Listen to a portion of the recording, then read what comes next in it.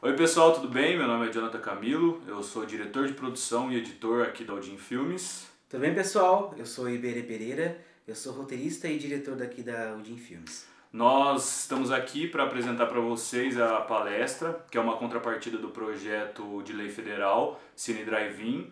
A gente vai discorrer aqui durante essa 1 hora desse encontro nosso sobre a história do cinema e a importância na evolução cultural. Espero que vocês aproveitem esse conteúdo e compartilhem com o máximo de pessoas possíveis. Obrigado. A gente vai falar aqui um pouquinho sobre a história do cinema, a gente vai falar sobre tudo que ela envolve, o que ela trouxe de evolução para o nosso mundo atual. E vai ser um bate-papo, gente. A gente não vai impor, a gente não vai fazer, é isso, isso, isso. Não, a gente vai conversar, a gente vai dar vários exemplos para vocês. É impossível a gente falar sobre toda a história do cinema, mais de 120 anos, em 1 hora. A gente vai fazer uma coisa bem resumidona aqui mesmo, mas é para a gente conseguir fazer um paralelo. O que o cinema influenciou em todos os aspectos nossos do dia a dia. Exato. E só para lembrar vocês, esse é um material gravado, então provavelmente vocês estão vendo agora na estreia. E se vocês estão vendo esse vídeo agora, no dia da estreia, a gente está aqui no chat, fica aberto para vocês comentar, falar, sugerir, a gente vai responder todos os comentários. Caso você esteja assistindo esse vídeo após o dia da estreia, fique à vontade para acessar o link aqui na descrição e colocar sua pergunta, sua sugestão, o que você quiser, e lá a gente vai conversar com vocês através daquele link, tudo bem? Bora lá então? Bora lá. Então, gente, vamos lá, vamos falar sobre o cinema. A sétima arte. O que é a sétima arte do cinema? Primeiramente, antes de falar do cinema em si, a gente vai falar das outras 6 artes. Enquanto a gente estiver falando, vai aparecer algumas imagens aí para vocês irem identificando o que são essas coisas. A gente fala das sete artes, a primeira arte que a gente tem a falar é a arquitetura. A arquitetura é uma coisa que desde que existe ser humano existe arquitetura, né? Começou, né, com a arquitetura do mundo. A partir do momento que o ser humano deixou de ser nômade e passou a construir a sua primeira casa, seu primeiro... colocou uma pedra em cima de uma pedra, a gente pode falar ali que iniciou-se o conceito da arquitetura. E logo após isso veio a escultura. Não vou dizer que é sequencial, mas somado à arquitetura como sendo uma das artes, tem a escultura, que são, muita gente conhece aquelas esculturas dos gregos, muita gente conhece Salvador Dalí, aquelas esculturas que Salvador Dalí fazia. Então isso também é considerado uma arte. E a gente tem também a pintura, que todo mundo conhece o que é pintura. É outra coisa também, que desde que existe humanos, existe pintura. E representam-se a arte através de todas essas obras, né? Por isso, as 7 artes, né? São artistas que representam e que põem de si ali e que querem passar uma mensagem através de todos esses tópicos que a gente está falando. A pintura é uma delas, temos aí inúmeros, né? Michelangelo, Da Vinci, enfim, com obras primas que até hoje a gente avalia, vê e se interessa. Imagina só quanto tempo não faz que esses caras pintaram, fizeram tudo isso, né? Aí a gente tem a música também, porque o dia inteiro, todos os dias, a gente está 100% do tempo ouvindo música. 100% do tempo ouvindo música. A gente tem a dança, e que também é uma coisa que o tempo todo a gente está fazendo. E a gente tem a poesia. Sim. Para completar as 6 artes que existem antes da arte cinema. Ok, aí então a gente vai falar agora da sétima arte. O que seria a sétima arte? Tem uma pessoa chamada Ricciotto Canuto. Olha, gente, a gente só quer dizer uma coisa aqui para vocês.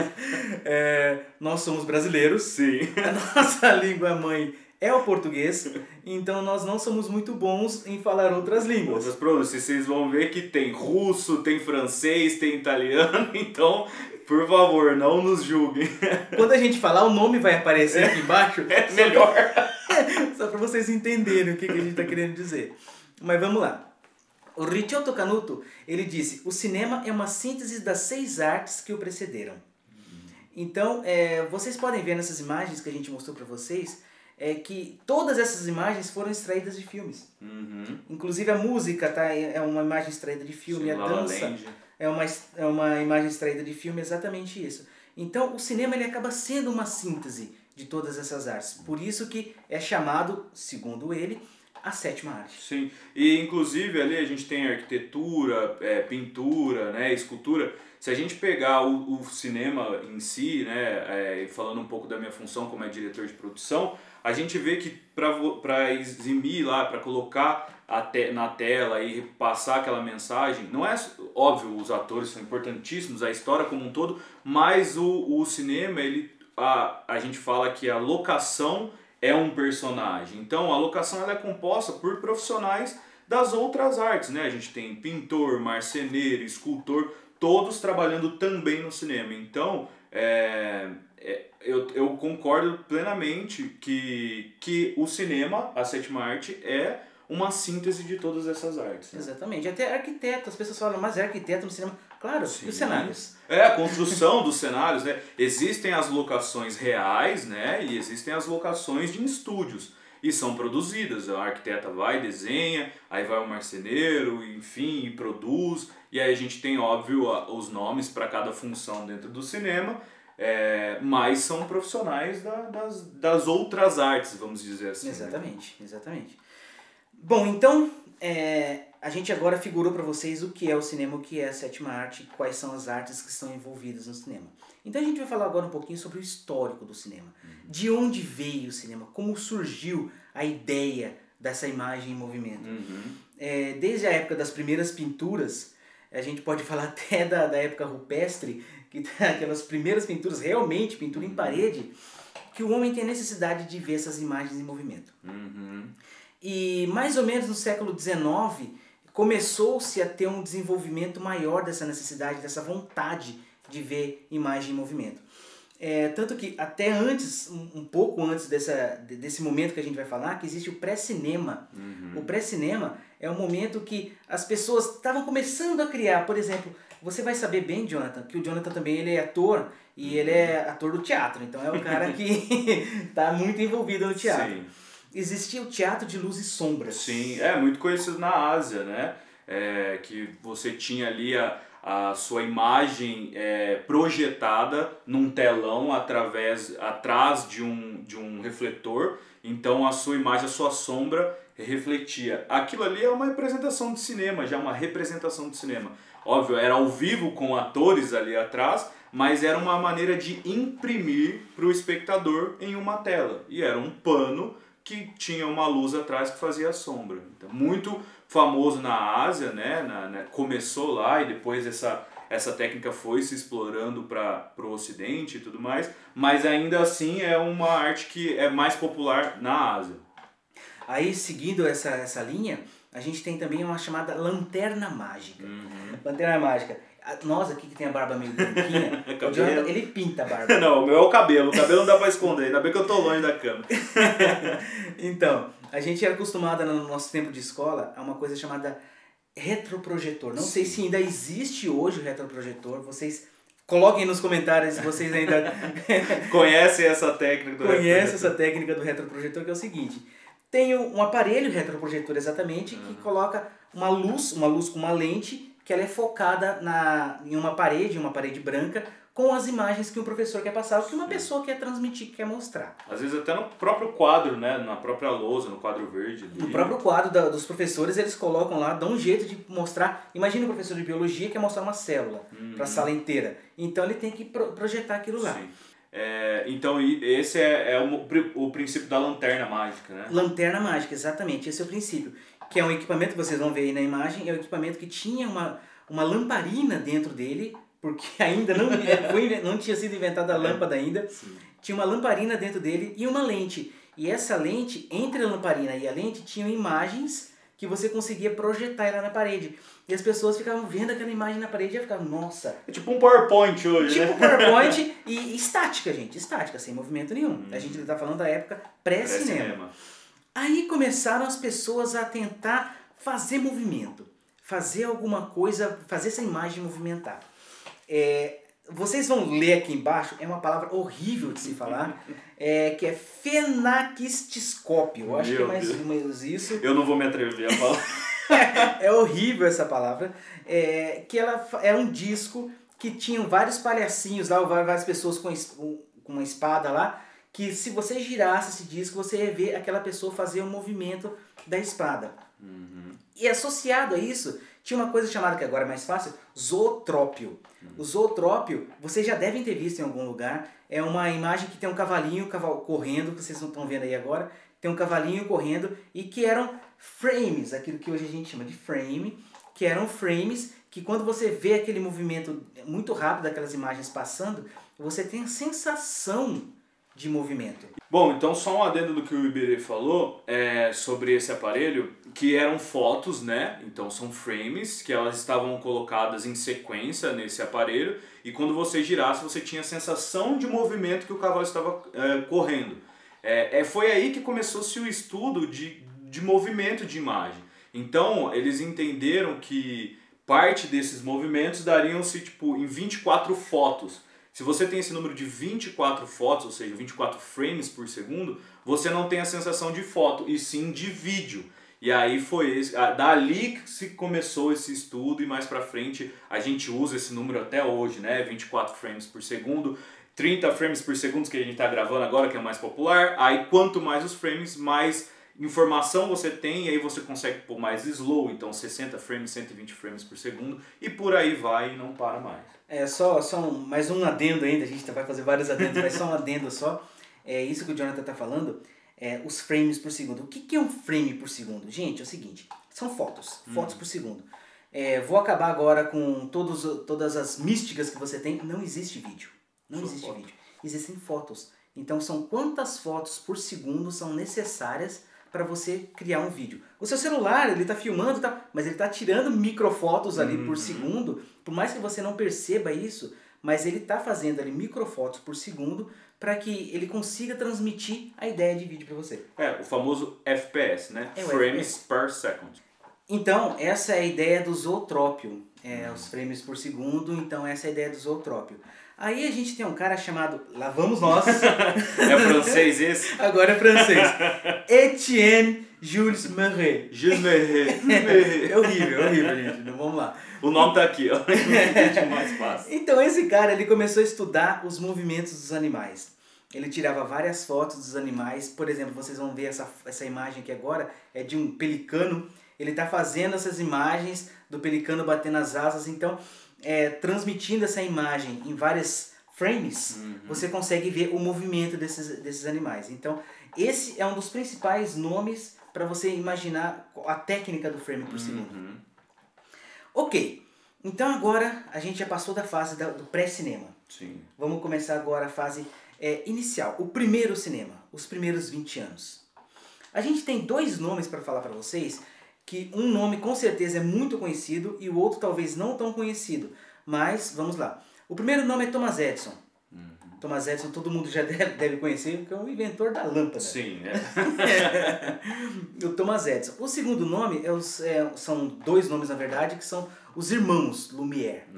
Nomes super conhecidos também no cinema. Quem já estuda cinema, ou quem pelo menos se interessou já para entender como surgiu o cinema, vai ouvir esse nome do Lumière e vai ouvir que o Thomas Edison está ligado diretamente ali no surgimento dos equipamentos de cinema da época, né?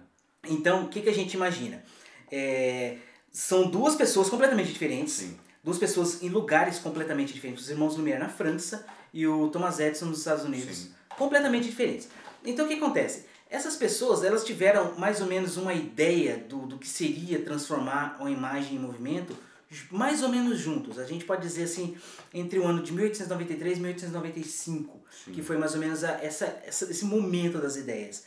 Então, o Thomas Edison, na verdade, ele criou uma coisa chamada kinetoscópio. Era um cinema particular, né? Cinema particular. É uma máquina que a gente vai pôr aqui agora para vocês darem uma olhada. É uma máquina que a pessoa assistia ali o seu próprio filme sozinho, colocando o olho numa lente, né? No orifício ali para poder enxergar o que estava se passando, e era na mesma ideia do kinetoscópio não, perdão, do zootrópico. Eram frames, eram imagens e sequências que iam rodando ali e você conseguia ver individualmente, mas você conseguia ter a primeira sensação de assistir um filme, né? Individualmente, claro, mas ali que começou essa sensação. E é interessante a gente falar que, por exemplo, aquela imagem do cavalinho, você via ali 10 segundos, 15 segundos, Sim, você não via muito tempo. E é a mesma coisa o kinetoscópio, ou cinetoscópio, gente. Tanto faz uma nomenclatura quanto a outra. O kinetoscópio ou cinetoscópio. São pouquíssimo tempo, são 15 segundos, 20 segundos, 30 segundos. Porque você dependia de muito rolo, de muita fita ali. Sim. A molecada de hoje nem sabe o que é fita. Porque vamos, outro adendo, né? O cinema, né, quando se conhece, era por película, né? Então era um rolo de fita mesmo, onde eram imprimidos ali os frames, né, os takes, os fotogramas nesse rolo. Então depois tinha que revelar e tudo mais, tratar. É igual a pergunta aí pro pai de vocês, pra mãe de vocês, tirar foto antigamente também era com fita. Hoje é tudo cartão de memória, hoje é muito mais simples, hoje a organização é tranquila, não ocupa espaço, os rolos, né, de película eram enormes, precisavam ser refrigerados porque senão estragavam, enfim, era uma baita de uma burocracia. Ok, aí junto do Thomas Edison, a gente tinha os irmãos Lumière. Os irmãos Lumière, eles inventaram uma coisa um pouco mais, vamos dizer assim, elaborada do que esse cinetoscópio, que se chama cinematógrafo. O cinematógrafo, sim, já foi considerado uma coisa mais próxima do cinema. Era uma máquina faz tudo, parece até cinema independente. Cinema de guerrilha. Cinema de guerrilha, é uma máquina que faz tudo. Essa máquina era capaz de filmar, ele conseguia editar nessa máquina e conseguia transmitir para as pessoas. E detalhe, editar não é igual hoje que tinha um programa lá, não, era editar mesmo. O princípio, o princípio de edição na época começou como corta e cola. Por que corta e cola? Porque era assim que editava mesmo, pegava a fita, o rolo, né? Olhava lá onde queria cortar, cortava a fita, pegava a outra parte que precisava emendar, colocava e colava. Corta e cola, né? Cut and paste. Isso. Então, nasceu o princípio de edição aí. Então, essa máquina editava dessa maneira, não tinha um programa lá, não tinha um programinha. Que a gente tá falando de 1895, exatamente, 1895, 1900, ali nessa época. Então, essa foi a primeira época do cinema. O nascimento do cinema foi aí. Então, a gente pode acreditar esses dois nomes, Thomas Edison e Irmãos Lumière. Sim. Ok, então vamos falar agora desses primeiros 20 anos do cinema. O que são esses primeiros 20 anos do cinema? A gente tem um período de 1894 até 1906, a gente fala aí de menos de 10 anos, que é o cinema de atrações. Gente, o cinema de atrações é o seguinte, não tinha qualquer tipo de narrativa. Não era um filme que você tinha uma história, você não tinha um começo, um meio e um fim. Era simplesmente uma imagem. Porque era interessante você simplesmente ver o movimento daquele negócio. A representação, né? Exatamente, a representação de uma coisa. As pessoas já ficavam assustadas de ver, nossa, nessa tela esse negócio. Vamos fazer o seguinte, Jonathan, vamos passar para eles aqui o vídeo, o primeiro filme que foi transmitido. Vamos lá então, vocês vão ver aí agora o primeiro filme que foi transmitido.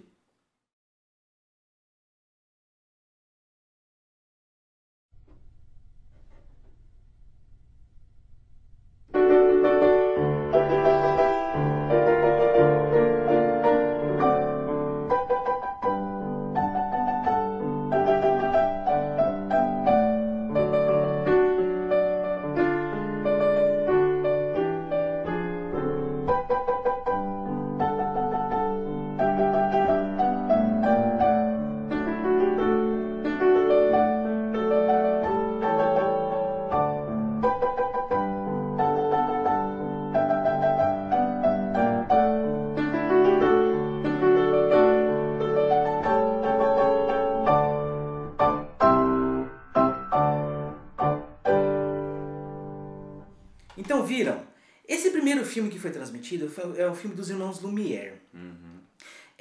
Você pode ver que ele simplesmente não tinha nenhuma história. É só um trem chegando na estação. Simplesmente. Simplesmente. E isso já deixava as pessoas abismadas. Meu Deus. E, inclusive, quem quiser assistir, gente, é um filme muito bom, que se chama A Invenção de Hugo Cabret. Vocês têm que assistir esse filme. Que é pra quem se interessa no tema, pra também quem não se interessa, é pra você entender a história. Esse cara é um marco, né? Esse filme é um marco na história do cinema. Isso aí vai falar a história do Georges Méliès. É fantástico, gente, é fantástico. Então, nesse filme mostra esse primeiro momento. Mostra essa cena de como as pessoas recebiam essa primeira imagem do cinema, do trem. Inclusive as pessoas até assustavam de ver o trem lá. Achando que ia atropelar eles. É incrível, gente. É incrível. É maravilhoso. Então isso era na fase do cinema das atrações. O que é cinema de atrações? Como a gente estava falando, são filmes curtinhos, sem histórias, e que eles ficavam inseridos em um outro universo. Eles ficavam inseridos em, por exemplo, tinha lá a apresentação de um artista circense, de um trapezista, de um cantor, aí mostrava um vídeo qualquer, um filmezinho desse qualquer, dos trens. Aí depois tinha a apresentação de uma pessoa fazendo malabares, alguma coisa assim, depois tinha a apresentaçãozinha de um vídeo. Não existia o cinema, né, o theater move, não tinha o local específico para se assistir filmes, até porque a gente está falando dos primeiros 20 anos, então era uma evolução, uma revolução. Ali estava se começando a indústria e tudo mais, as pessoas entenderem o que era. Então o cinema ele era incluído no meio de outras atrações, de outras representações. Então era um local onde você ia para ver curiosidades, né? Para ver coisas diferentes, coisas que eram de cultura, que nem o Iberê falou, atrações circenses e tudo mais. E o cinema estava incluído ali junto, né? Os primeiros filmes estavam ali no meio. E interessante a gente ver que as coisas elas aconteciam muito simultaneamente, muito próximas umas das outras. A gente via que nos Estados Unidos foi criado um modelo, na França foi criado outro modelo, então foi muito junto, né? Foi crescendo ali, parece que as pessoas tinham as ideias ao mesmo tempo. É impressionante. Impressionante, até porque nessa época, se a gente for imaginar que comunicação que existia. Hoje a gente tem o mundo na palma da mão. Você pega o seu celular, você vê uma notícia que está acontecendo na China, enfim, em qualquer lugar. Nessa época, as pessoas não sabiam o que estava acontecendo. As pessoas tinham que andar a cavalo. Exato, e aí, vamos supor, ainda já existiam os jornais naquela época, mas imagina, até você saber uma notícia, alguém tinha que ter ido para lá, voltar, passar, ser editado isso, publicado, era impossível se ter. Então, pra gente ver como que as coisas foram acontecendo simultaneamente em lugares diferentes, e isso é surpreendente, assim, né? Eles foram evoluindo meio que em massa. Óbvio, na época não dava para se ver, então a gente olha para o passado e hoje consegue colocar ali os temas ali, vamos dizer, né? Então essa parte é isso, aquela parte é aquilo. Olhando para a história a gente consegue ter essa dimensão agora, né? Exatamente. Aí, então, seguindo essa linha, tudo acontecendo no mesmo tempo... aconteceu, por exemplo, no ano de 1902 até 1907, assim, foram os primeiros cortes. Aquilo que a gente está falando dos cortes, falando mais uma vez do Méliès, a gente vai falar melhor depois, vai falar mais uma vez do Méliès, é o seguinte, ali surgiram os primeiros cortes, você fazer uma cena aqui, aí você cortar para uma cena de outro lado, você cortar para uma cena de outro lado, ou cortar para outro assunto, porque no começo a gente só tinha aqueles vídeos que era um take só, que era um plano só, que era contínuo. Acontecia como se fosse um teatro. Acontecia toda aquela ação em um momento só, naquele momento só. Aí não, quando surgiram os cortes, você conseguiu mostrar outros lados da história, vamos dizer assim. Né? Se começava a contar-se histórias, né? Exatamente. Pensar em contar história, em ter uma linha ali de raciocínio e não simplesmente algo do cotidiano, que os primeiros eram sim, né? Os trens no Brasil... Tem também na Baía de Guanabara, a gente fala daqui a pouco mais sobre, mas eram só coisas do cotidiano. E nos primeiros cortes começa-se a ter essa sensação de contar uma história, de começar a contar uma história. Exatamente. Aí no ano 1906, mais ou menos, 1907, a gente tem a criação dos primeiros Nickelodeons. Sabe aquele canal, Nickelodeon e tal? Então, ele é inspirado exatamente nesses Nickelodeons. Os Nickelodeons eram o seguinte, já era um espaço reservado para o cinema. Ainda assim tinham filmes, os filmes eram curtos, mas já tinham filmes um pouco maiores, filmes de 15 minutos, mas ainda assim eram filmes curtos, que as pessoas iam lá exatamente para assistir os filmes. Sim. Elas não iam lá no teatro das atrações e tal, não. Os Nickelodeons eles já foram mais voltados exatamente para o cinema. Sim. Aí tá, ok. Aí de 1906 a 1913 foi criada nos Estados Unidos, vocês podem ver, gente, tá tudo acontecendo muito rápido.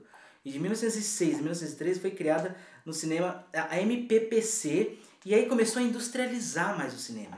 Já começou a ter mais funções do cinema. Antes era o mesmo cara que ia lá, filmava, ele colocava a câmera, ele mesmo ia lá, aparecia na tela, ele mesmo ia lá, fazia os cortes, ele mesmo pintava, fazia... Então, tudo era a mesma pessoa. Aí não, nessa época, já em 1910 mais ou menos, já começou a industrializar. Tinha uma pessoa que era responsável só pela direção, tinha uma pessoa que era responsável só pela câmera, e uma pessoa que era só que ia atuar. Então, nesse período, gente, a gente tá falando que foi criado em 1894, a gente tá em 1910 ainda. E esse movimento também da NPPC começou em Nova York, né? Exatamente. Começou ali a circular essas funções e a distribuir o que cada um ia fazer ali, mas também a gente tá falando de coisas muito antigas ainda, né? Foi a origem do cinema. O princípio do princípio. O princípio do princípio. Então, aí tá. Então, nessa época é o momento que começa a industrializar o cinema. Aí a gente tem de 1907 a 1915 o período de transmissão. Desculpa. A gente tem de 1907 a 1915 o período de transição, que é quando começam as estruturas. Começam as estruturas narrativas. Você começa também as estruturas de equipes. Antes você tinha ali um cara para ficar com a câmera, um cara para dirigir, um cara para não tinha microfone e um cara para atuar. Sim. É importante depois falar sobre isso. Então, mas agora não, agora já começam a ter equipes, já começa a ter distribuidores, as pessoas já começam a vender os filmes. Então tinha uma pessoa responsável só para pegar o seu filme pronto e repassar. Repassar para o Nickelodeon, repassar para alguma sala de cinema de outro lugar.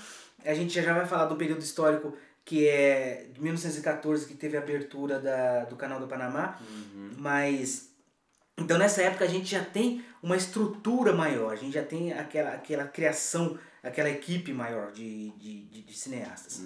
E rapidinho, só antes da gente avançar para o próximo, falar dessas questões importantes, que o Iberê, né, que estava comentando que começou os primeiros cortes e colar, e as pinturas, os filmes eram em preto e branco.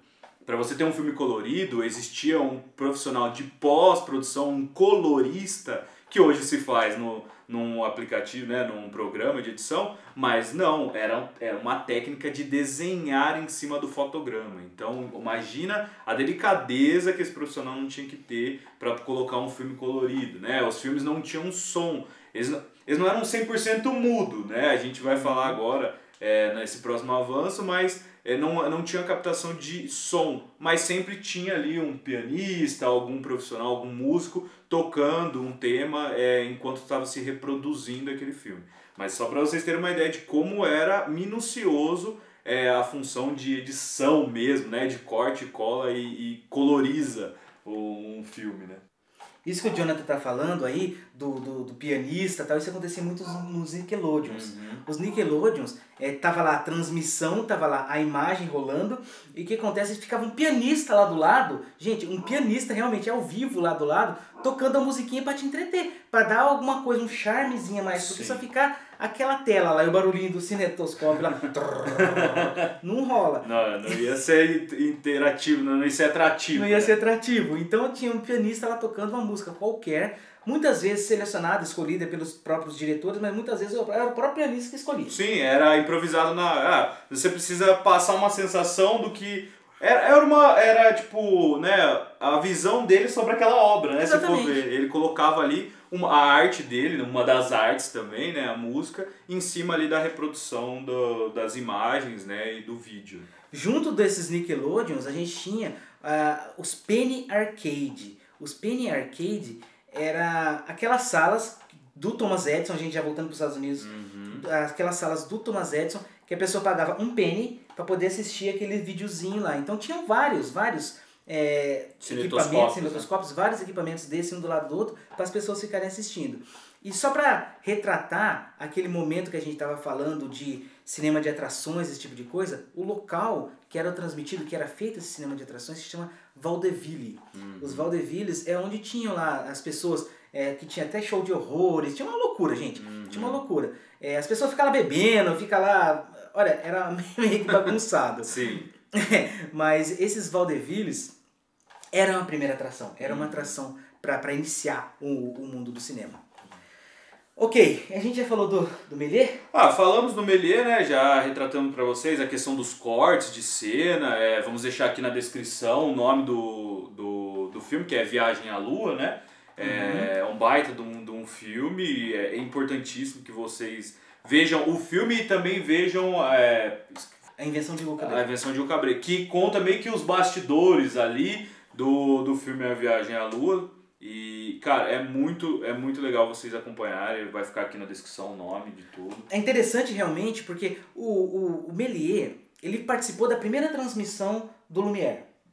Nesse momento, a primeira transmissão do Lumière, ele já ficou, cara, isso é legal. Ficou abismado, né? Ficou demais. E ele queria comprar aquele equipamento do Lumière, dos Lumière. Só que eles não quiseram vender, porque eles falaram assim, não, isso aqui não vai ser para atração, isso aqui vai ser uma coisa informativa. A gente vai passar mensagens através disso daqui. E o Méliès, não, cara, eu quero fazer uma coisa louca nisso aqui. Porque o Méliès, ele era mágico. Sim. Ele era do mundo do teatro, da mágica e do circo. Então ele queria fazer coisas assim, desse sentido. Aí aconteceu interessante que é o seguinte. Conta-se a história, não sei se é real, que ele estava filmando em uma praça qualquer lá e sem querer deu um problema, a câmera dele travou lá, o Méliès falando, a câmera travou e ele falou, cara, a câmera travou, o que a gente vai fazer agora? Dá um jeito, corta esse filme aqui, emenda outro, corta, vamos continuar gravando, beleza.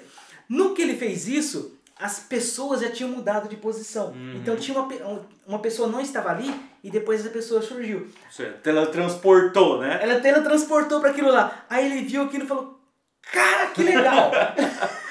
Os efeitos especiais visuais começou aí. Começou em 1902. Começou aí através de um erro e deu certo. E hoje, a gente tem, até hoje... Hoje, gente, a técnica é a mesma, tá? Tudo, colorização, óbvio, a gente não pinta o filme, até porque não se grava mais com filme. Existem câmeras que ainda gravam com rolo, tá? Mas hoje a gente é tudo digitalmente, mas é o mesmo princípio. Se você quer que uma pessoa some, viu?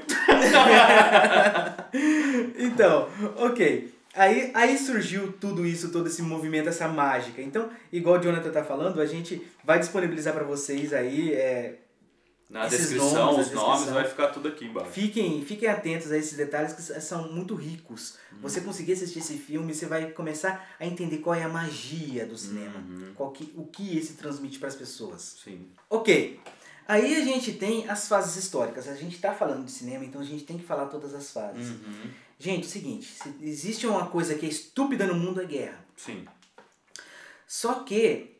o cinema, ele tem muito da sua história ligada à guerra, atrelado à guerra. Por quê?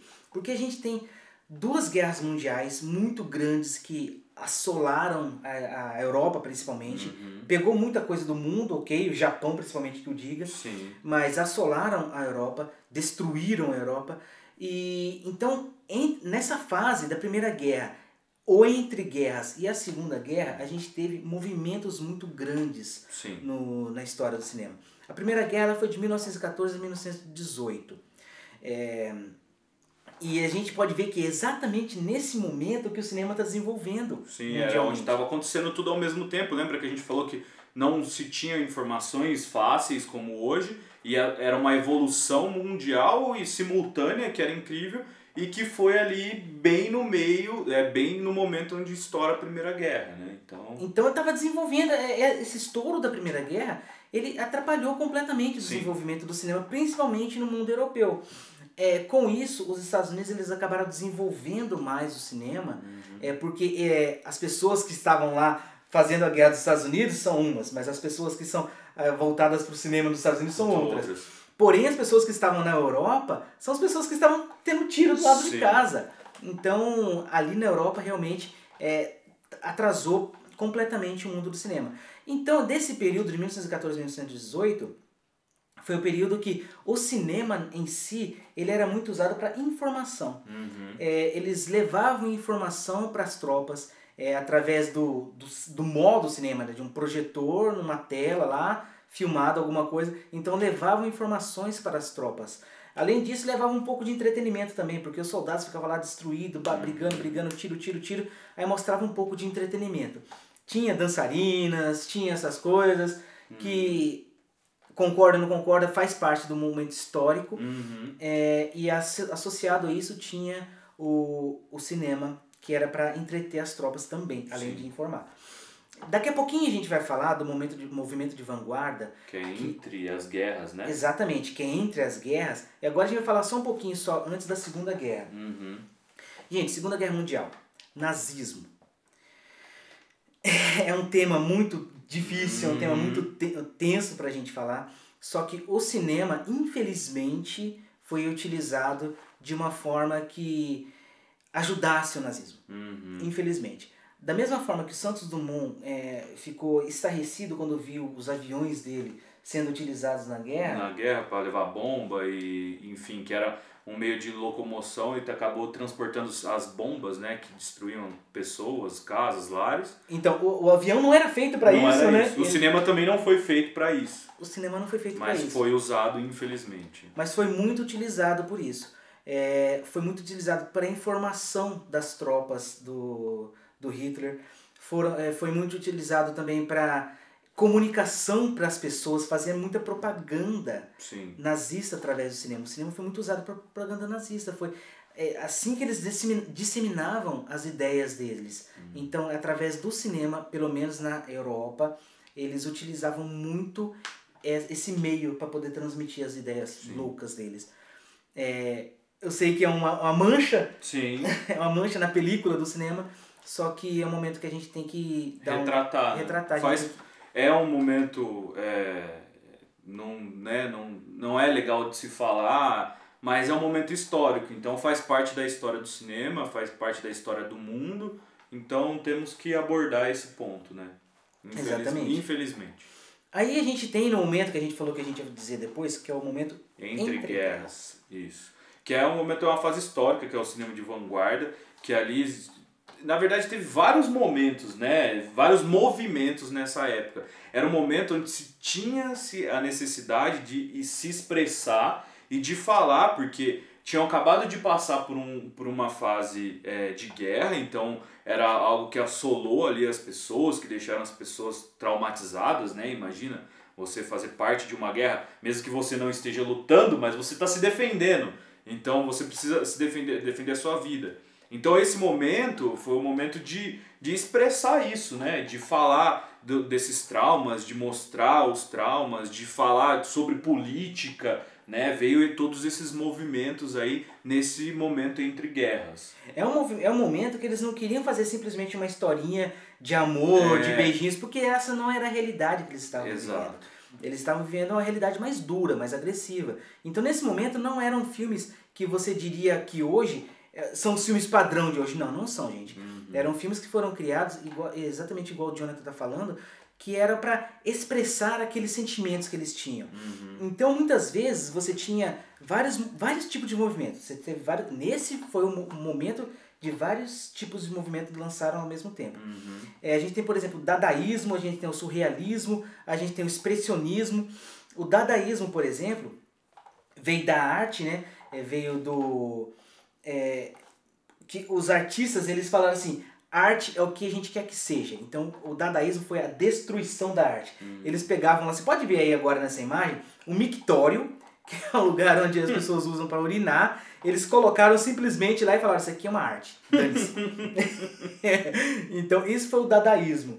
Aí tem o momento do surrealismo, que ele tem muita influência no dadaísmo, só que ele pega assim, ele pega a arte, igual o dadaísmo, ele pega a arte e destrói, só que ele reconstrói de uma maneira lúdica. Ou seja, plantar uma flor nesse mictório.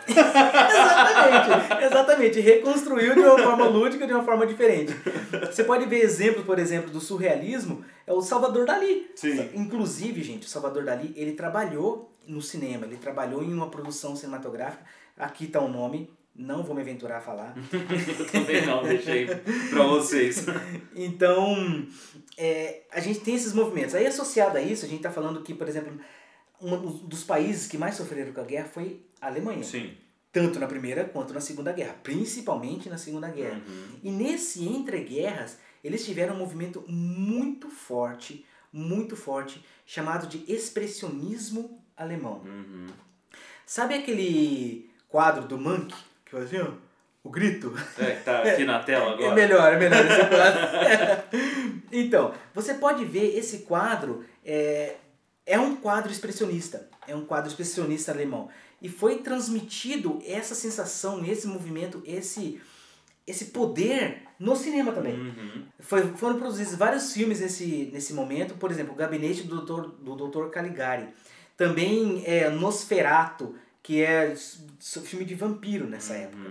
Então eram coisas assim que às vezes eram histórias nonsense, mas sempre eram histórias que não eram do comum, do cotidiano, do beijinho, do amor, do romance, do drama. Eram temas que, como a gente já disse lá no começo, que expressavam o que eles estavam vivendo ou que tinham passado recentemente. Então esse Entre Guerras é um movimento onde criam-se vários, N movimentos ali que vai fugir um pouco. Já saímos, do cinema das atrações, onde era simplesmente ali o trem chegando na estação, pessoas andando, e aqui a gente começa a contar as histórias, as expressões, o que está passando, e também não é nada muito florado, vamos dizer assim, não é coisas bonitas, não, são coisas do cotidiano que acontecem mesmo, que aconteceram, que deixaram, então é aí que se começa o Entre Guerras ali, esses movimentos, Bom, e até agora a gente tá falando do cinema europeu,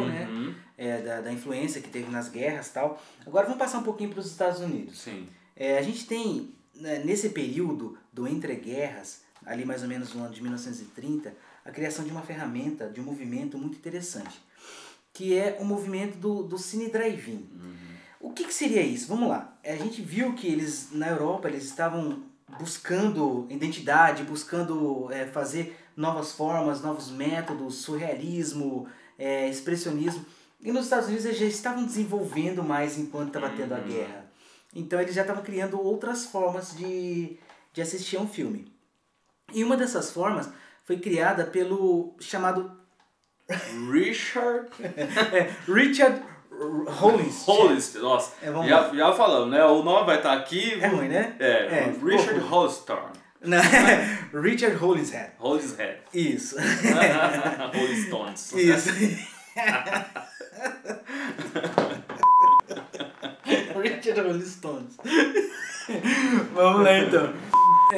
Então, o Richard Hollingshead, ele criou uma forma bem interessante que é a seguinte. A mãe dele, ela era obesa.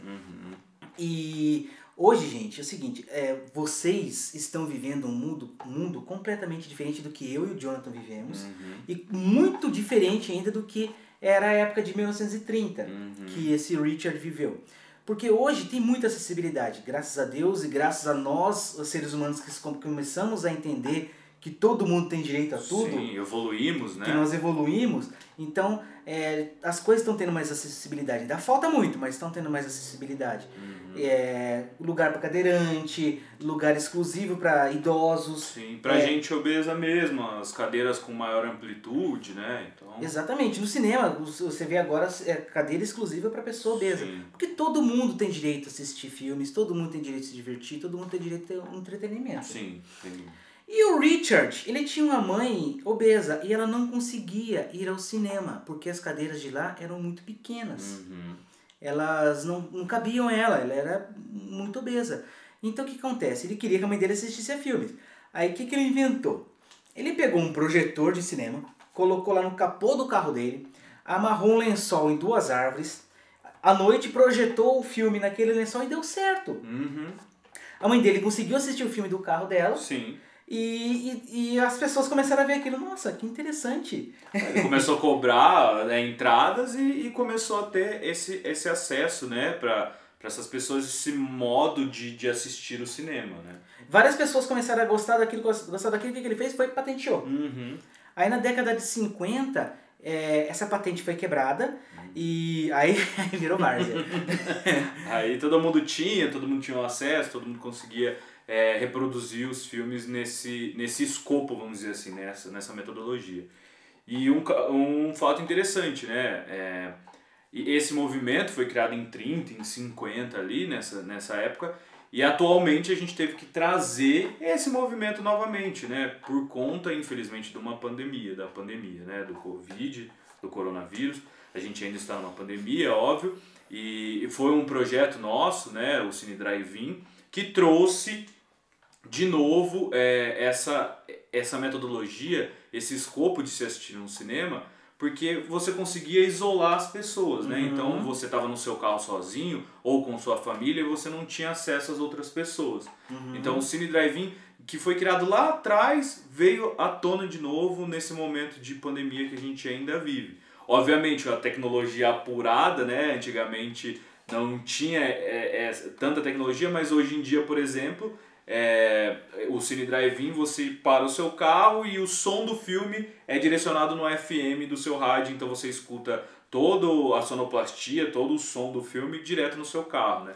Não era esse o escopo da época, mas é a mesma ideia, enfim, é o mesmo projeto que vem lá de trás, de 50, perdurando aí, retomando, né? Não perdurando, porque ele foi extinto, né? Inclusive foi extinto na década de 80 por conta do surgimento dos videocassetes. Aliás, vocês nem sabem o que é videocassete. Nem DVD, né? Nem DVD, nem sabe. Da pessoa que assim, nem DVD sabe. Hoje em dia é tudo MP3, tudo baixa o filme ou vai no cinema assistir, ou mais pra frente que a gente vai falar, né? Das outros métodos de se assistir filme, de ter acesso, mas em 80 surge o videocassete, aí quebra o Cine Drive-In e aí ele vem retomado agora em 2000. Exatamente, agora depois de tanto tempo foi retomado e é uma coisa que o antes, né, o histórico consegue influenciar no hoje. Sim. Porque a gente está 2 anos de pandemia e sem conseguir ir no cinema, sem conseguir ir no teatro,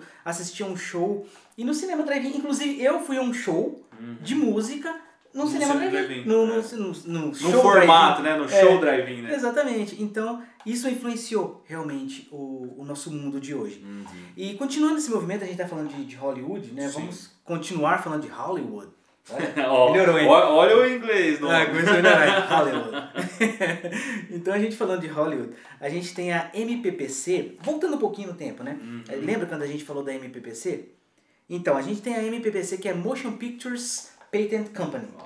Tá melhorando. Perfeito. Que é uma espécie de cartel. É um cartel que juntava o Thomas Edison e alguns produtores lá de Nova York. E eles formaram um cartel que é o seguinte: todos os filmes, todas as películas, todas as lentes, tudo tinha que passar por eles antes. Porque eles tinham a patente disso. Eles tinham a patente das lentes, eles tinham a patente das películas. Então todo mundo que tinha que comprar uma película tinha que comprar deles. É por isso que o nome, né, que a gente falou aí, o cartel cinematográfico, porque eles tinham direito de tudo. Tudo tinha que passar pela mão deles. Então não dava para se fazer cinema se você não passasse por eles. E em algum momento você ia ter que passar. Ou seja, para comprar uma lente, ou para comprar uma película, ou para depois reproduzir esse filme. Você ia passar, transmitir, né? Você ia passar uma hora ou outra na mão da MPPC. Só que aí pra tudo dá-se um jeito. Tudo tem-se um jeito. Aí surgiram os independentes. Tipo a gente assim. Cá estamos até hoje. Os independentes é o seguinte, gente. Lá nos Estados Unidos, os independentes são tidos como as pessoas que não estavam ali submissas à MPPC. Não estavam sujeitas à MPPC. Então eles falam assim: não, a gente quer produzir e a gente não quer pagar pra esses caras. Sim, a gente vai produzir. A gente vai produzir. Tô nem aí.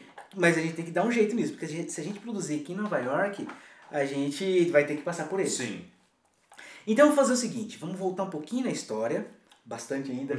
1850. 1850 é quando os Estados Unidos anexaram a Califórnia ao seu território. A Califórnia até então pertencia ao México. Teve a guerra dos Estados Unidos e México, então nessa época de 1850 os Estados Unidos anexaram a Califórnia. Tanto que, não sei se vocês já repararam, mas na Califórnia existem as cidades lá, praticamente todas as cidades têm os nomes assim. Los Angeles, São Francisco, San Diego. Então todas as cidades têm nome em espanhol, porque eram cidades mexicanas, que falam a língua espanhol, o México, né?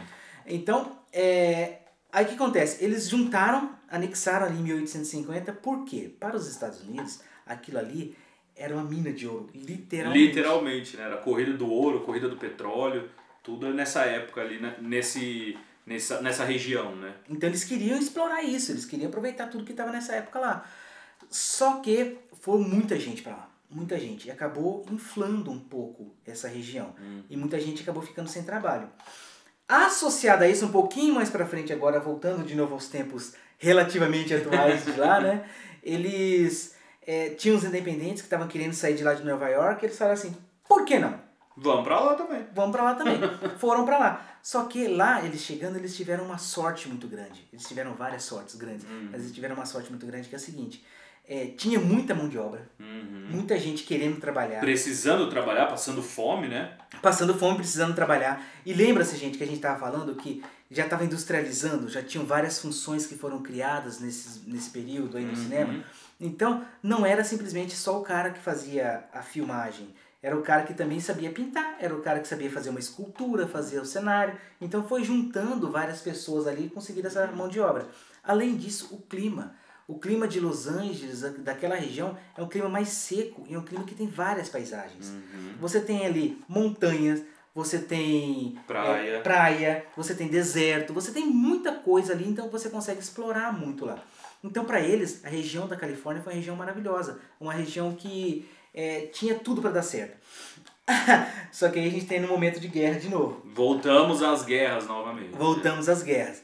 Naquele momento, de 1914 a 1918, a gente teve a Primeira Guerra Mundial. Então, só que em 1914 foi aberto o Canal do Panamá. Com a abertura do Canal do Panamá, os Estados Unidos eles conseguiam sair da Califórnia sem atravessar por terra nos Estados Unidos. Eles conseguiam sair da Califórnia por navio, atravessar o Canal do Panamá e ir para a Europa.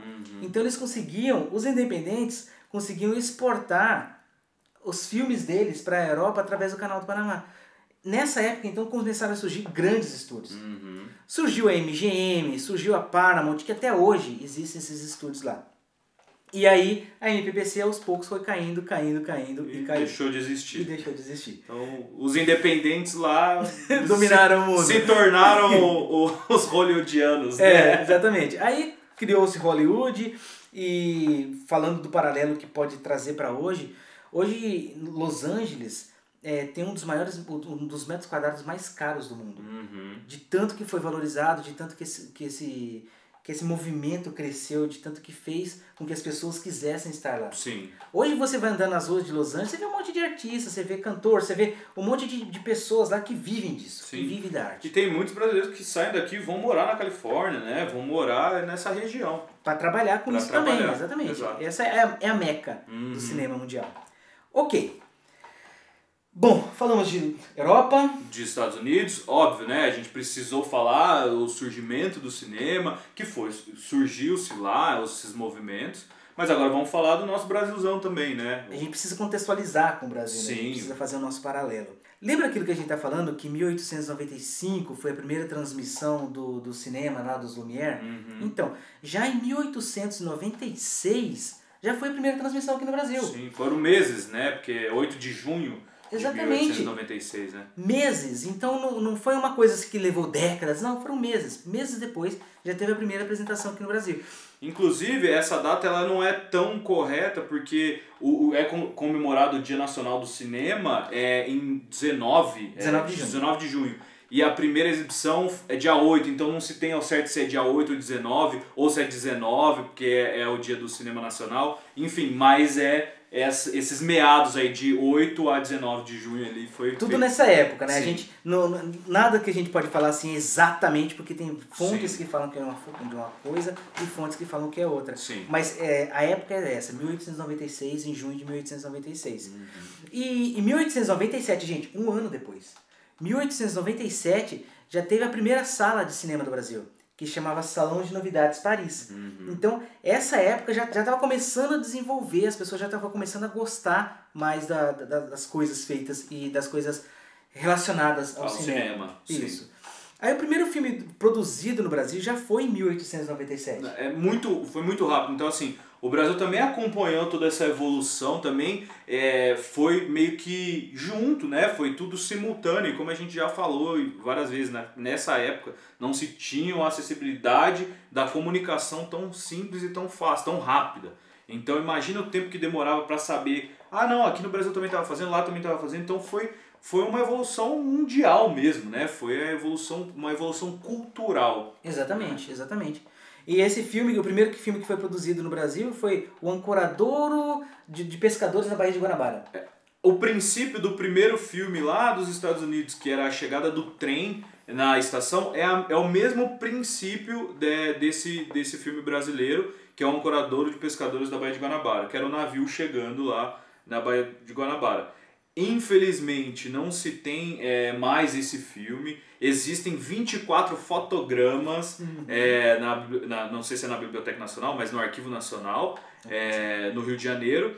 E se a gente voltando novamente em frames por segundo, FPS, 24 frames por segundo, a gente tem 1 segundo. 1 segundo do primeiro filme brasileiro. Então, assim, o que se tem é registros de jornais, registros históricos, a exibição do primeiro filme nacional e tal. Infelizmente a gente não tem, ou nem para passar, porque só tá no Arquivo Nacional. Então, se você é do Rio de Janeiro, enfim, né, e tem a possibilidade, vá lá ver, vá pesquisar. Mas é 1 segundo, então não se frustre, tá? Você vai ver 1 segundo do primeiro filme brasileiro. Aí desde essa era, até 1930, que teve o desenvolvimento. O Brasil também desenvolveu o cinema, começou a desenvolver as línguas, as linguagens. O Brasil estava fora da Europa, então ele não estava tão contextualizado com a guerra. A gente tem até hoje nossos problemas internos, mas estava sendo desenvolvido também o cinema aqui no Brasil. Então até a década de 1930... estava começando esse começo. Só que em 1930 começou uma pequena disputa entre Estados Unidos e Brasil. Começaram a ser importados filmes americanos aqui no Brasil e as pessoas começaram a gostar, nossa, os filmes americanos e tal. Só que foi mais ou menos nesse momento, nesse período, que começou o filme com som. Sim, o filme já com fala, né? Já com fala. Filmes com fala. E um detalhe importante, nesse começo não existia valores de exportação e importação referente aos filmes. Então os Estados Unidos não pagavam nada para o Brasil para passar os filmes deles aqui. Então era vantajoso para os Estados Unidos mandar o filme dele para todos os lugares, inclusive para o Brasil, que não se pagava imposto sobre esse material, né? Exatamente, não pagava imposto, então para eles era um livre mercado aqui para eles. Só que tem um pequeno detalhe. Como o som estava liberado, como a voz estava liberada, aqui tinha um pequeno custo. O custo de legendagem ou o custo de dublagem. Sim. Então acaba que os filmes ficavam um pouco mais caros, os filmes americanos. E a gente aqui no Brasil, a gente fala português. Sim. E todo mundo entende nosso português. Então, acabou que o produto nacional ele ficou mais fácil e mais acessível para as pessoas porque ele era falado em português. Sim, e na verdade ele disputou o mercado e o filme brasileiro, o filme nacional ganhou, né? Por quê? Justamente por conta da fala, né? Que o custo de se legendar um filme na época, imagina. Hoje já é um absurdo, imagina na época. De dublar, então, nem se fala. Então, entre assistir um filme nacional e um filme importado, na época se preferia muito mais assistir os filmes nacionais por conta da linguagem, né? E a gente tem os movimentos no Brasil também, igual teve movimento na Europa, igual teve movimento nos Estados Unidos, a gente teve os movimentos no Brasil também. Se a gente for falar de 1949 até 1954, a gente teve, para começar assim, os movimentos do Brasil, a gente teve a criação do Estúdio Veracruz, que era um grande conglomerado, era uma coisa enorme, que foi muito dinheiro investido, e que nessa época eles começaram a produzir muito. Eles produziram muitos filmes e com grande custo. Grande custo. Só que vocês repararam que de 1949 até 1954, Veracruz durou só 5 anos. Infelizmente, durou só 5 anos. Por quê? Porque acaba que, por uma gestão, os custos estavam muito grandes para produzir um filme e acabou que eles não conseguiam reverter isso para produzir outros filmes para poder crescer mais. E também porque existia assim, né, a distribuição desses filmes eram compradas. Então, assim, o Brasil exportava filme nacional aqui também para os Estados Unidos. Era uma via de mão dupla. Só que lá, eles compravam o filme por um único valor. Então, você não tinha renda sobre, a bilheteria desses filmes. Então, por exemplo, assim, se eles vendessem tem um filme nacional que foi vendido, depois eu vou deixar o nome aqui, que eu não me recordo agora, vai ficar aqui na tela, mas esse filme foi vendido, acho que na época, por 50 milhões. 50 milhões. Só que esse filme deve ter rendido, 50 bilhões, vamos supor. E isso quebra, porque você gastou um valor para fazer aquele filme, você vendeu, então você pagou, você não saiu no prejuízo, você pagou todo mundo, mas você não teve lucro. Porque eram-se tomadas essas práticas. Também era um risco, né? Não sabia se o filme ia bombar ou não, se ia dar certo ou não. Então imagina, infelizmente o estúdio quebra porque ele não conseguiu ter não conseguiu ser rentável, a empresa, né, o estúdio não conseguiu ter uma rentabilidade e se sustentar, infelizmente. E o que dava muito dinheiro nessa época, se a gente for falar de 1947 até 1959, era a chanchada. Sim, não é a porno chanchada, tá? O movimento porno chanchada existiu e foi muito popularizado, a gente fala mais um pouco sobre ele, mas o que o Iberê tá falando é a chanchada. A chanchada é um movimento que eram filmes assim com pegada mais popular. Eles não estavam buscando, gente, eles não estavam buscando a qualidade, não. Eles estavam querendo ganhar dinheiro, eles estavam querendo desenvolver, vamos dizer assim. Chanchada do espanhol significa mal feito, mau uso, algo que era de qualquer maneira. Não é simplesmente, não é adaptado a o que a palavra é. Mas como o Iberê falou, era um apelo mais popular, era uma pegada mais simples, né? Eles mostravam os atores na capa dos filmes, que era para chamar atenção para isso. Olha, essa pessoa que é super famosa, venha ver o filme dela. Só que o conteúdo em si, a arte não estava ali. A chanchada geralmente era voltada para comédia, era voltada para uma coisa escrachada, não tinha muito apelo para arte, mas eles tinham um apelo para comercialização. E era uma coisa que comercializava muito, é uma coisa que dava muito retorno financeiro, então deu muito certo esse movimento. Por que também? Porque, como o Iberê falou, na capa estavam os atores, porque era isso que atraía o espectador, né? Era que os atores que estavam ali, né? As pessoas que geralmente eram de novelas, radionovelas. Então, nessa época aí, chamava mais atenção para quem estava participando do filme e não da história, do que era o filme. Do que era o filme. Só que aí, de 1960 até 1970, mais ou menos, gente, igual a gente falou, nada é extremamente preciso. Sim, por isso... Mais ou menos ali. Na época de 1960 a 1970, a gente teve o Cinema Novo. O Cinema Novo ele já modificou um pouco mais esse sentido, já não era mais a chanchada. Ele já buscava um pouco mais de linguagem, ele já buscava um pouco mais de conteúdo, de mensagem. Se a gente for falar, a gente está mais ou menos na época da ditadura, Sim. Que 1964. Então, eles estavam ali tentando transmitir ideias e transmitir mensagens através do cinema. O cinema, gente, ele é político. O cinema é político, ele transmite mensagens políticas. Então, por exemplo, se você for pensar no neorrealismo italiano, que era nessa época, eles faziam mais ou menos o mesmo sentido do cinema nacional. Tinha Nouvelle Vague, francês agora, hein? Nouvelle Vague. Nouvelle Vague da França, que inspirou muito esse período histórico do Brasil, do cinema do Brasil. Então, ali já começa a ter umas coisas mais elaboradas. A gente tem nessa época o Glauber Rocha, que é exatamente nesse momento do cinema novo. Então, você tem uma linguagem, você já tem um desenvolvimento maior dessas linguagens. O Glauber Rocha tem aquela frase famosa, né, que é uma câmera na mão e uma ideia na cabeça, que aí se fazia os filmes, enfim, né?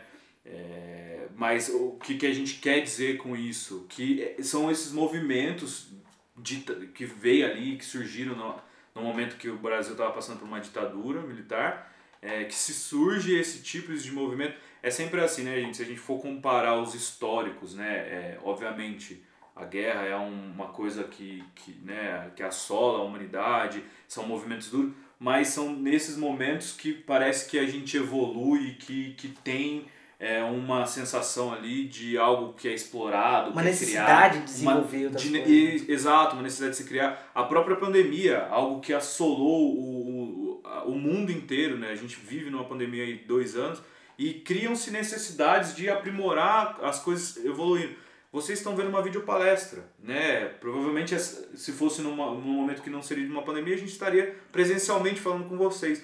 Então é uma coisa que sempre em momentos de dificuldade o ser humano tem essa necessidade de evoluir, né? De ter essa evolução. Consegue encontrar saídas, né? Exato. A gente tem de 1968 a 1970, que era nesse período assim também, junto do cinema novo, que era um momento de dificuldade, que a gente tem o cinema marginal.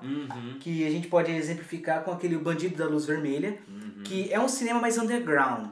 É um cinema que retrata um pouco mais os becos, que retrata um pouco mais bandidagem. Então já começa a movimentar, já começa a dar uma nova cara pro cinema nacional. Aí tá. Nessa época, a gente já está vendo que o cinema já está desenvolvendo bastante. Sim, já tem essas técnicas, já tem a evolução, já tem, né, a gente consegue categorizar, né, cinema novo, o cinema underground, enfim, ali a gente já começa a evoluir, né, o cinema. A gente está evoluindo. Então mais pessoas estão envolvidas, mais empresas já estão envolvidas, só que estava tendo um medo, tanto politicamente quanto das pessoas mesmo, de investirem no cinema, de crescerem no cinema. Então, em 1969, foi criado a Embrafilme. A Embrafilme, ela seria o que é a Ancine de hoje, vamos dizer assim, mais ou menos. A Embrafilme, ela começou a cobrar dos filmes americanos para transmitirem aqui no Brasil, para poder passar aqui no Brasil. Cobrava uma taxa dos filmes americanos. E com esse dinheiro, sabe o que ela fazia? Revertia para o cinema nacional. Investia no cinema nacional. Então, lembra que a gente falou lá na época, quando começou as primeiras transmissões no Brasil, que os Estados Unidos exportavam os filmes para cá, porque era um livre mercado para eles não pagavam nada? A Embrafilmes vem e começa a regularizar. Então, olha, se você quer passar seu filme aqui, você tem que pagar uma taxa. Ah, tá bom, a gente paga. E esse dinheiro era revertido para produzir filmes nacionais.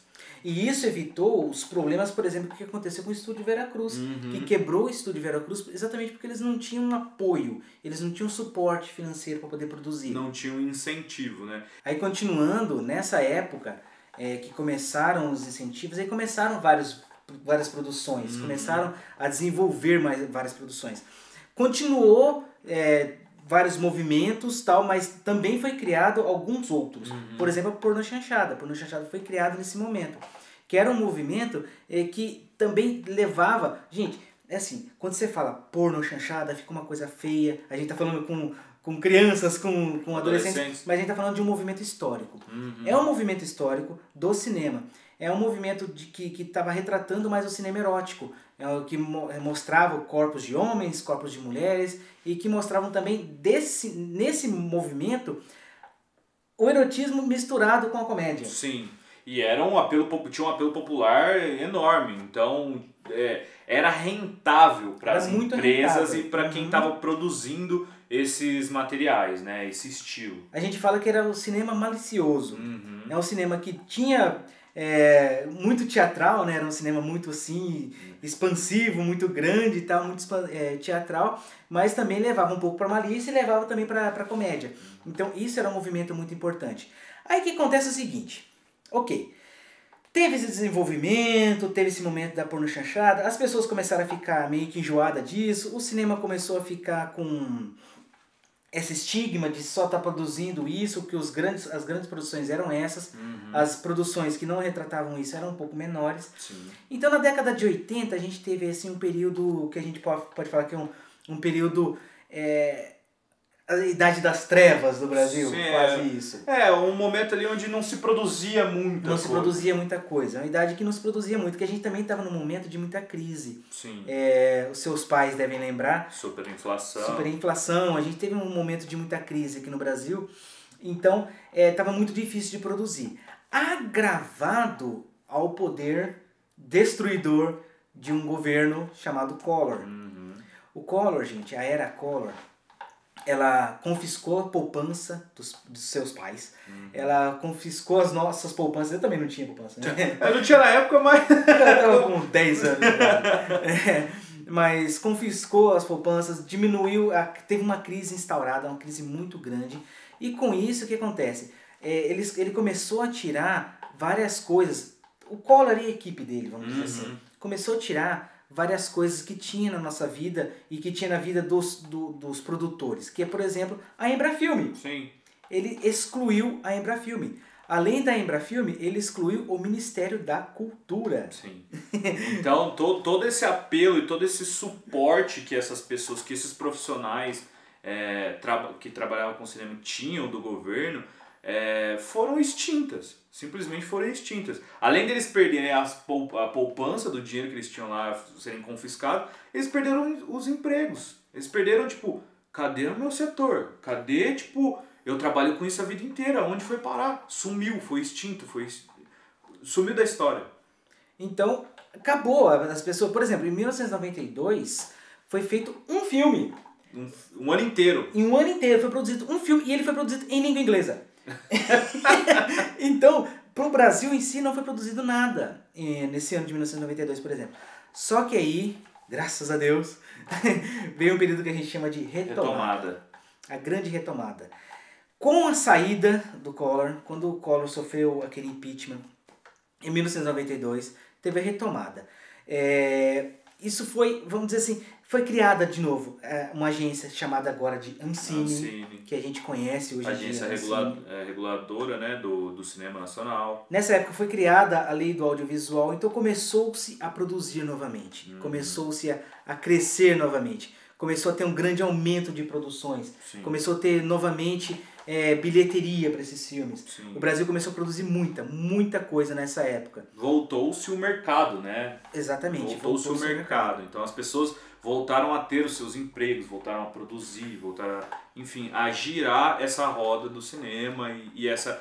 O cinema, gente, é uma baita economia, né? Geram empregos, inúmeros empregos, leva cultura e entretenimento além disso, né? Por falar em levar cultura, por exemplo, nessa época da retomada, o primeiro filme produzido se chama Carlota Joaquina, que retrata a história do Brasil. Sim.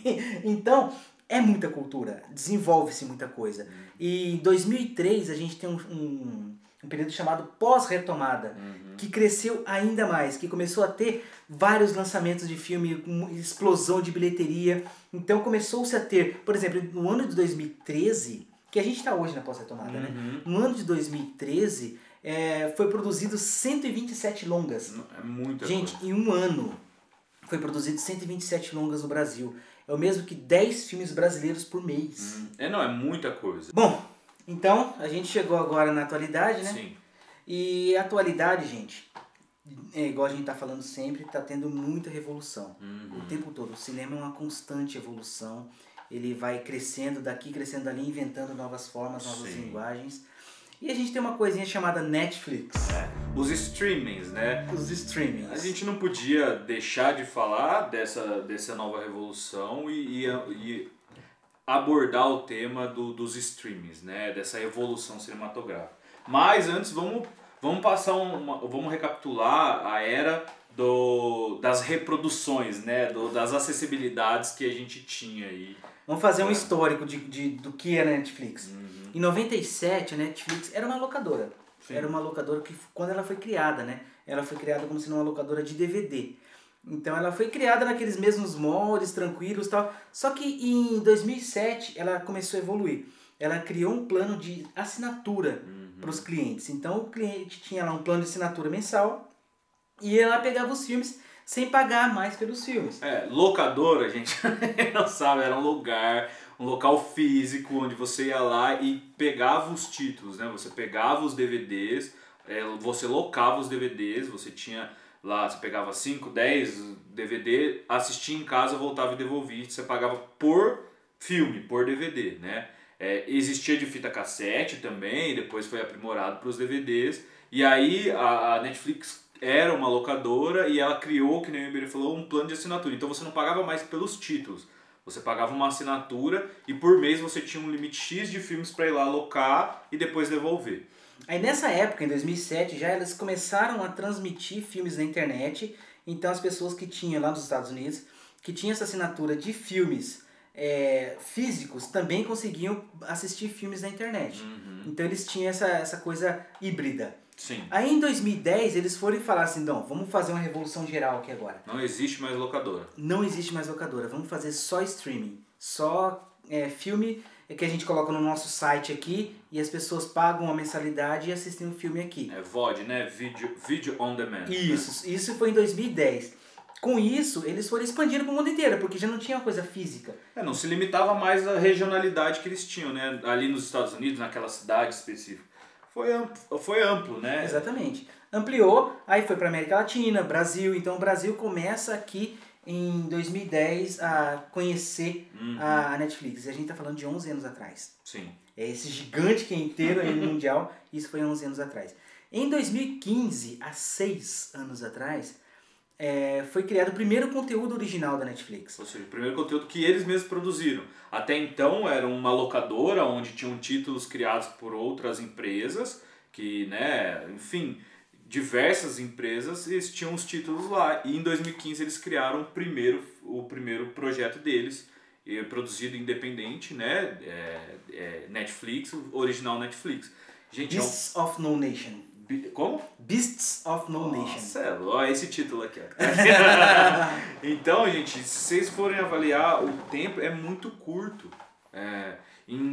Tipo, óbvio, muito curto eu quero dizer a partir de 2010 que eles globalizaram, né, que expandiram e começaram a ter essa amplitude. 5 anos depois eles já estavam produzindo os próprios conteúdos. Então, assim, é um tempo muito curto de se for ver para essa expansão, mas foi uma revolução. Né? E com isso, essa revolução, ela começou a englobar, vamos dizer assim, abocanhar outros produtos. Vamos pensar aqui, gente, ó. Tudo existe evolução. A gente tinha antigamente nosso MSN. Sim.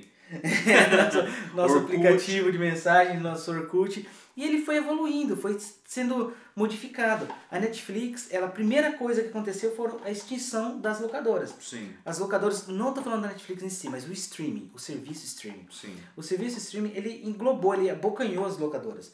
Então as locadoras aos poucos foram acabando, e hoje em dia a gente não vê mais nenhuma. O mesmo processo está acontecendo com as TVs por assinatura. Sim.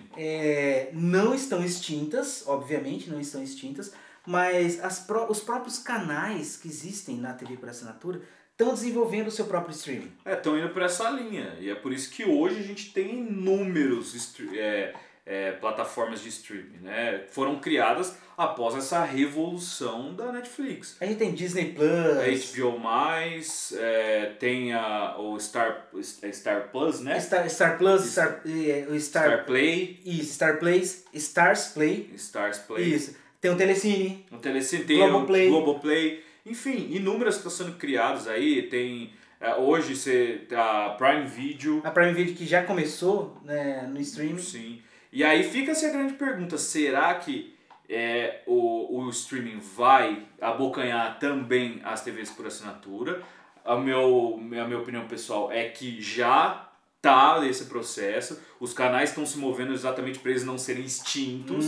Então, hoje, se você for fazer uma conta, se você tiver todos os canais por assinatura, todos os canais de streaming, talvez dê aquele pacote que você pagava dos canais por assinatura, né? Tipo, as net da vida. R$150 por mês. Sky da vida, que você paga um pouco de todos o catado assim, e aí você tem acesso. O serviço, ele virou ao seu favor. Exatamente. Porque se você pagava uma TV por assinatura, você tinha que parar para assistir o filme na hora que estava passando. Hoje você assiste o filme a hora que você para. Então é diferente. Hoje o streaming, ele atende a você e não ao contrário, né? E não você pega o filme lá que você quer assistir, você assiste na hora que você quiser. Sim. Você não tem que simplesmente seguir uma grade de programação. E fica a pergunta, será que vai englobar também o cinema? Então... Eu acho que não. Aí não dá, né? Aí a gente já tem uma questão que, pra mim, é igual os livros digitais versus os livros de papel. Os livros de papel, pra mim, eles são uma experiência. Eles fazem parte da experiência, você pegar aquilo, folhear, você sentir o cheiro do papel, você sentir a textura do papel, você ver aquelas letras impressas, pra mim, é uma experiência. O livro de papel. A gente tem os livros digitais que, quando a gente quer ler alguma coisa digital, a gente lê. Sim. Mas quando a gente quer ter a experiência de ler um livro, de papel, a gente pega ele e lê. A mesma coisa no cinema. Sim. O cinema, você tem a experiência de estar numa sala de cinema. Você tem a emoção de, por exemplo, assistir Os Vingadores da Vida. Numa pré-estreia. Numa pré-estreia e ver a galera delirando, a galera gritando como se estivesse no estádio de futebol. E como você falou, é uma atração, né? É uma atração à parte o cinema. Você se planeja, você compra o ingresso antes, você separa um dia da sua semana para ir ao cinema. Falar, hoje eu vou no cinema. Então você cria você cria um espetáculo ali, você cria tipo uma experiência. Ir no cinema é uma experiência. Compra pipoca, refrigerante, valia, para o que você está fazendo, você parou, você foi até lá para assistir. Eu acho que isso não acaba. Não acaba.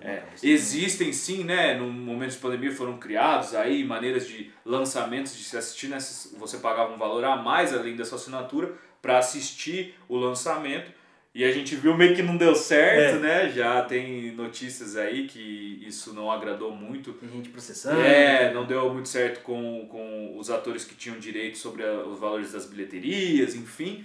E também não agrada muito ao público, porque, por exemplo, no Brasil você tinha que pagar, além da assinatura, você paga R$70 a mais. Hoje você paga no ingresso de cinema R$20, vai.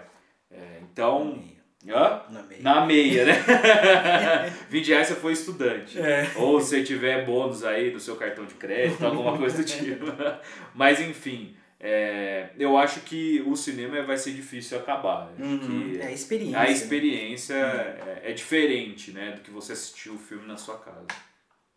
Então, gente, tudo isso que a gente está falando agora, a gente vai fazer um pequeno paralelo com o que isso influenciou a nossa vida de hoje em dia. Sim. Pode parecer que não, mas o cinema influenciou a sua vida. Ele influenciou a minha vida, influenciou a vida do Jonathan, em vários aspectos. Se a gente for falar aqui, vamos enumerar e depois a gente vai falar um pouquinho de cada um. Então a gente tem moda, a gente tem... as guerras, né? Geração de emprego... diversão, entretenimento... conhecimento histórico, literatura, grandes autores, enfim, gente... Muita coisa o cinema influenciou as nossas vidas. A gente vai dar um exemplo para vocês de conhecimento histórico. Vamos lá. Igual a gente falou, logo na retomada a gente já teve o lançamento da Carlota Joaquina. Sim. Que ele dá um conhecimento histórico pra gente do que era o Brasil naquele momento, do que era o mundo naquele momento.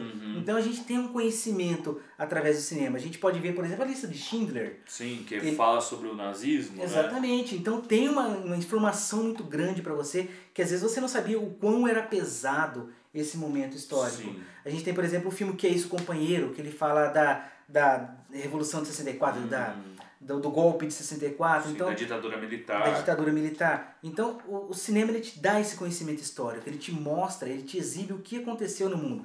Recentemente, em 1917, que mostra um período da Primeira Guerra Mundial. Sim. Um filme fantástico e tal, que você conhece o que acontecia naqueles momentos. Você vê, né, você tem essa imersão, você entra dentro da história de um mensageiro de guerra, né? Exatamente. Que precisava transportar uma mensagem de uma tropa para outra e passar no meio da guerra. Então, o filme 1917 leva para dentro daquele fato histórico, né? Por exemplo, moda. Gente, quem já ouviu falar sobre Marilyn Monroe, vocês são jovens, mas com certeza já ouviram falar sobre Marilyn Monroe. Sim. Ela ditava as regras da moda.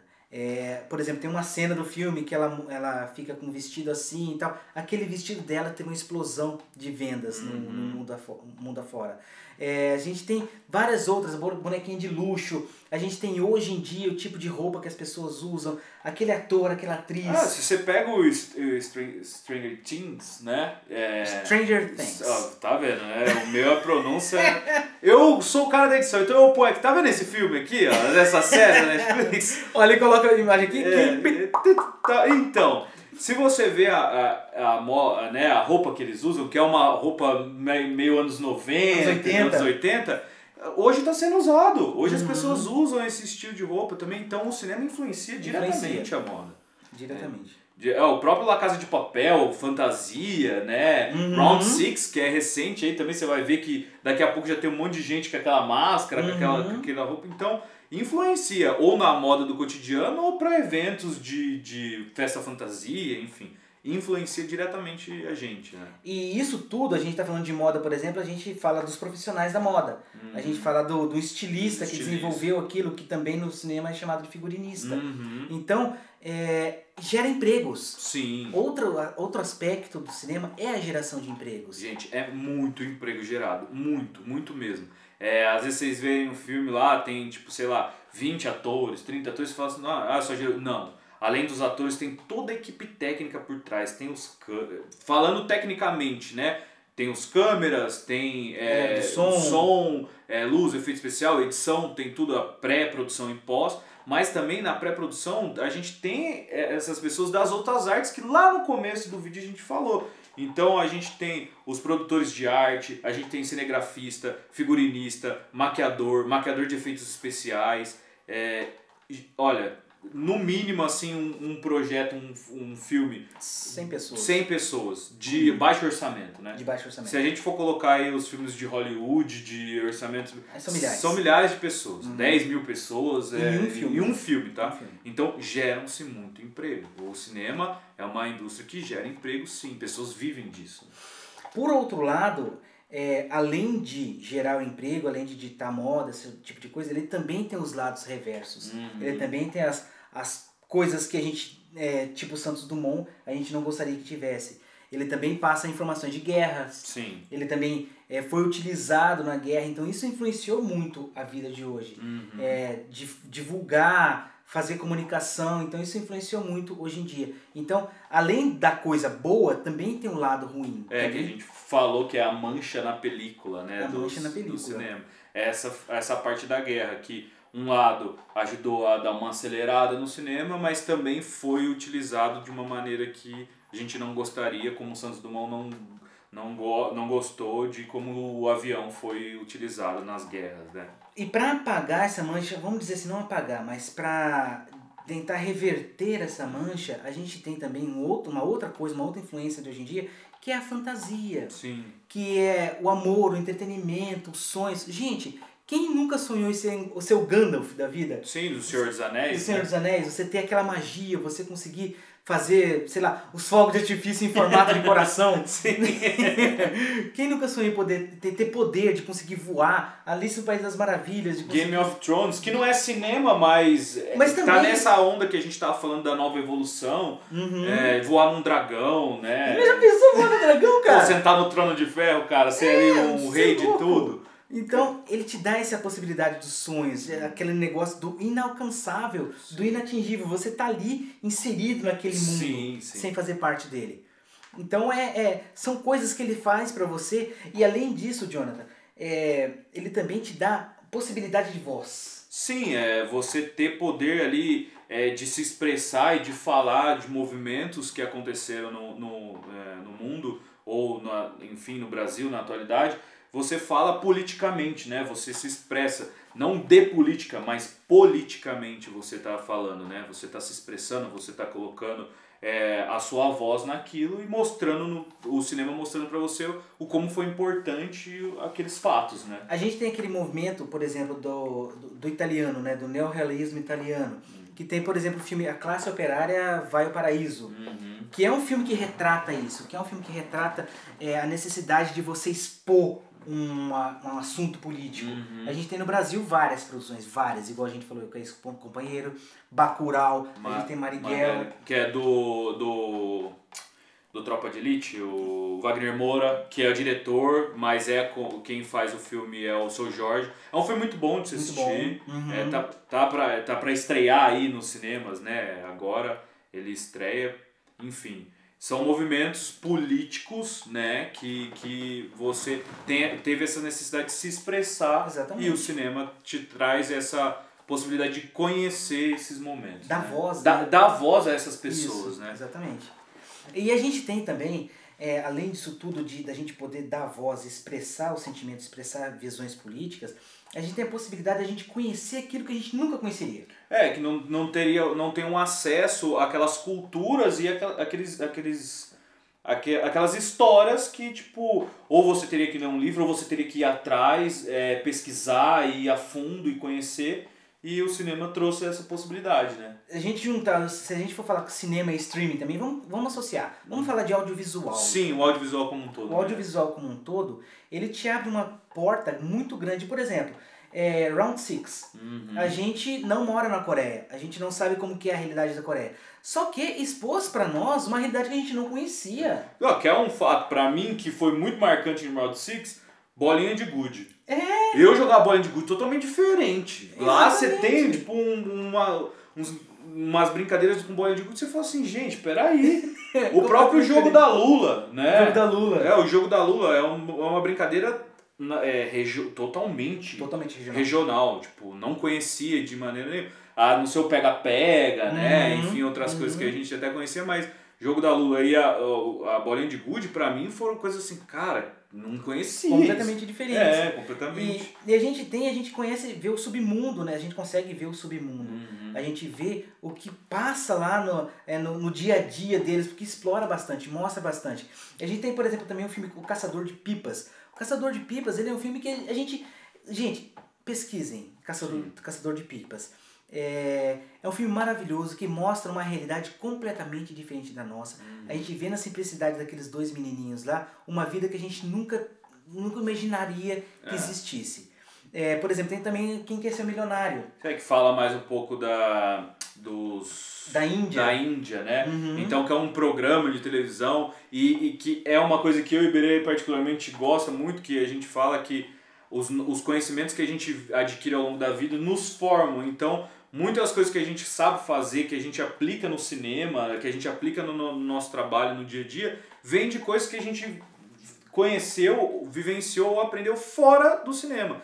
E o Quem Quer Ser Milionário é meio que isso. Fatos da vida dele levaram a ele a ganhar o prêmio lá, conseguir responder todas as respostas. E esses fatos da vida dele mostram pra gente como que era a Índia. Exato. Então, a gente consegue romper essa barreira, a gente consegue transpor uma coisa que a gente nunca imaginaria que a gente ia conseguir fazer. E, além disso, por exemplo, O Caçador de Pipas, é o que a gente estava falando, a literatura. Isso vem de um livro, aliás, um livro maravilhoso. Se vocês quiserem ler também, gente, eu super recomendo. Caçador de Pipas, está escrito aqui o autor. E ele também consegue te dar a literatura. Você consegue explorar algo que você nunca imaginaria que você ia explorar antes. Tem gente que, por exemplo, nunca tinha ouvido falar de Stephen King. Só que através do cinema, das produções que tiveram muita disseminação, tiveram muita gente assistindo, começaram a pensar, nossa, Stephen King é muito legal. Hoje em dia todo mundo já conhece, absolutamente todo mundo conhece. Mas quando começou a se desenvolver, por exemplo, Um Sonho de Liberdade de Stephen King, é maravilhoso, cara! Muito bom, maravilhoso! O livro, o filme. Enfim. Exatamente, os dois. E a gente tinha, por exemplo, Harry Potter. J.K. Rowling. Então, cara... desenvolveu, isso é bom também, Jonathan, porque desenvolveu a literatura nos jovens. Sim, e é muito legal esse paralelo que a literatura e o cinema eles têm, porque assim, por exemplo, eu não conhecia J.K. Rowling, não conhecia os livros do Harry Potter, em ponto, não conhecia. Muita gente também acho que não conhecia, outras conhecia, leu, adorou, enfim, esse livro foi retratado em um filme. O que aconteceu? O primeiro filme foi estreado, teve um boom. Quem que é essa mulher, meu Deus do céu, quem que é essa autora? A gente precisa conhecer as obras dela. Já estava no quarto livro. Já estava no Cálice de Fogo. E no cinema estava na Pedra Filosofal. O que fez as pessoas? Bom, vamos devorar os livros. Então tem essa troca. Muitas vezes você conhece um livro através de um filme e muitas vezes você conhece um filme através de um livro. Exatamente. E vice-versa. E aí tem essa troca da literatura com o cinema. E eu li todos os livros depois do Harry Potter, assisti todos os filmes, sou fã de carteirinha, adoro mesmo, assim. E isso não é só Harry Potter, a gente pensa Senhor dos Anéis, Sim. Game of Thrones, do Martin, a gente lê aqueles livros gigantes do Martin por causa do Game of Thrones, e outras coisas também, outros autores que pra gente talvez não fossem tão grandiosos, que a gente não conhecesse tanto, mas que tem histórias fantásticas. Por exemplo, o John Boyne, do Menino de Pijama Listrado, é fantástico, cara, é maravilhoso. O livro é muito bom, o filme também é muito bom. Fala do momento ali da Segunda Guerra Mundial, fala um pouco do nazismo, né? Enfim, é um olhar de uma criança, que está fora de um centro de um campo de concentração. Então eles são amigos, porque para eles não existe essa diferença, né? Enfim, assistam, leiam, é muito bom. É maravilhoso. Então, gente, esse foi o nosso bate-papo, a nossa conversa, para mostrar para vocês o quanto que o cinema consegue influenciar na nossa vida. Sim. O quanto que a história do cinema, que a gente fala que elementos que aconteceram logo no início do cinema estão sendo desenvolvidos hoje novamente. Sim. Coisas que aconteceram na década de 30, 50, hoje em dia influenciam muito a nossa vida. Filmes que foram produzidos e sem querer, às vezes, com efeitos especiais sem querer. Descobertos, né? Descobertos sem querer, e hoje eles estão desenvolvendo. Então, esse é o poder do cinema, esse é o poder do audiovisual, é o poder das produções em vídeo que pode trazer pra gente. E como, tipo, a cultura, né? A cultura evoluiu junto do cinema, como a gente acabou de citar. A gente tem influências culturais vindo do cinema, no cinema, enfim. A cultura é um fator importantíssimo para a nossa vida, seja ela em qualquer das artes que você vá buscar, seja no cinema, seja na arquitetura, seja na pintura, na dança, na música, enfim. A arte, como se só, é a expressão de alguém ou de pessoas que querem dizer algo, que querem deixar a sua marca, ou que querem contar uma história, seja ela lúdica ou seja ela um fato. Então é muito importante a cultura nas nossas vidas. Então espero que vocês tenham gostado. Queremos agradecer muito por vocês terem assistido esse vídeo. Se você chegou até aqui, é porque é interessante. Sim, exato. E se você está ao vivo, como a gente falou, deixe seu comentário aqui no chat. Estamos respondendo as perguntas e as dúvidas. Se você está vendo pós a estreia, fique à vontade para escrever ali no formulário que vai estar embaixo. Vai ter um link, você preenche o formulário, deixe sua sugestão, sua dúvida, e a gente vai responder você. E aqui também na descrição, ao longo do vídeo foi aparecendo as imagens, os nomes dos títulos, dos filmes, dos autores que a gente conseguiu ou não pronunciar. Enfim. A maioria das vezes não. A maioria das vezes não. Então tá tudo aqui na descrição do vídeo também. Muito obrigado por vocês acompanharem o material. E é isso, né? É isso, gente. Muito obrigado então. E até a próxima. Esperamos que a gente possa produzir mais coisas para vocês. Sim. Espero que tenham gostado, gente. Até mais, abraço, gente. até mais. Tchau, tchau.